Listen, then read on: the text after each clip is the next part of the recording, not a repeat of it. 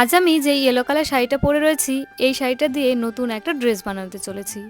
এই শাড়িটা আমি অনেক দিন আগে কিনেছি, প্রায় ১-১.৫ বছর হয়ে গেল। মেনলি শাড়িটা নেওয়া একটা ড্রেস বানানোর জন্য।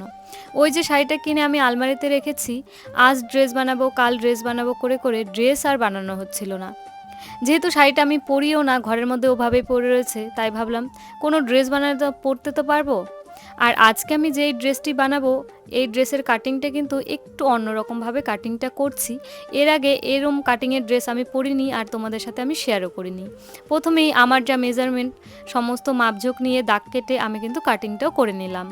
এইদিকে আমি কিন্তু ১৬ ভাঁজে শাড়িটাকে পেতে কাটিং করেছি। এখানে ১৬টা কাট বেরিয়েছে। সমস্ত কাটগুলোকে একটার উপর একটাকে রেখে আমি কিন্তু এইদিকে সেলাই করে নিচ্ছি। আমি যখনই তোমাদের সাথে কোনো সেলাইয়ের ভিডিও আপলোড করি, তখনই তোমরা মেসেজ করো, কমেন্ট করো যে আমি আমার সেলাই মেশিনটা কোথা থেকে নিয়েছি। এর আগে অনেক ভিডিওতে আমি আমার মেশিনের ব্যাপারে বলেছি, আবারও তোমাদের সাথে আমি শেয়ার করছি। এই মেশিনটা আমি অ্যামাজন থেকে নিয়েছি, আর এটার প্রাইস নিয়েছে ৪২ অথবা ৪৫০০। যেহেতু অনেক দিন আগে নেওয়া, তাই এই মুহূর্তে আমার সঠিক দামটা মনে পড়ছে না। যাই হোক, আমি শুধু একটা কথাই জানতাম যে উষা কোম্পানির মেশিন ভালো। তো এই মেশিনটা কিন্তু উষা কোম্পানির খুব ভালো একটা মেশিন। যখন আমি এই মেশিনটা নিই, তখন কিন্তু আমি কিভাবে মেশিন চালাতে হয় সেই ব্যাপারেও আমি জানতাম না।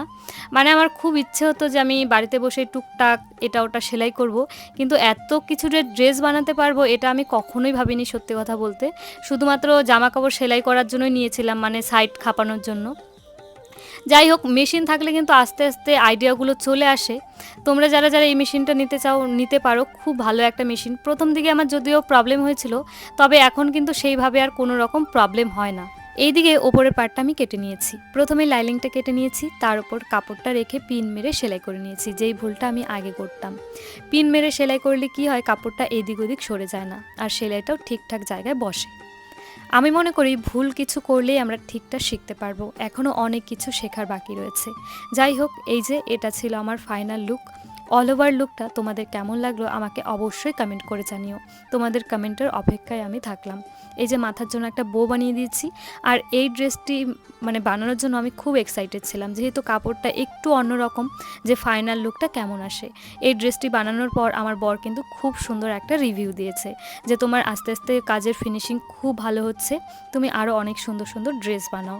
আসলে আমি যে কোনো কাজ করতে গেলে না, যে কাজটা আমি কখন কমপ্লিট করব, যতক্ষণ কমপ্লিট না করব ততক্ষণ খাওয়া দাওয়া আমার কিচ্ছু ভালো লাগে না। যে ড্রেসটা আমি কমপ্লিট করার পর আমি দেখতে চাই যে ফাইনাল লুকটা কেমন আসে।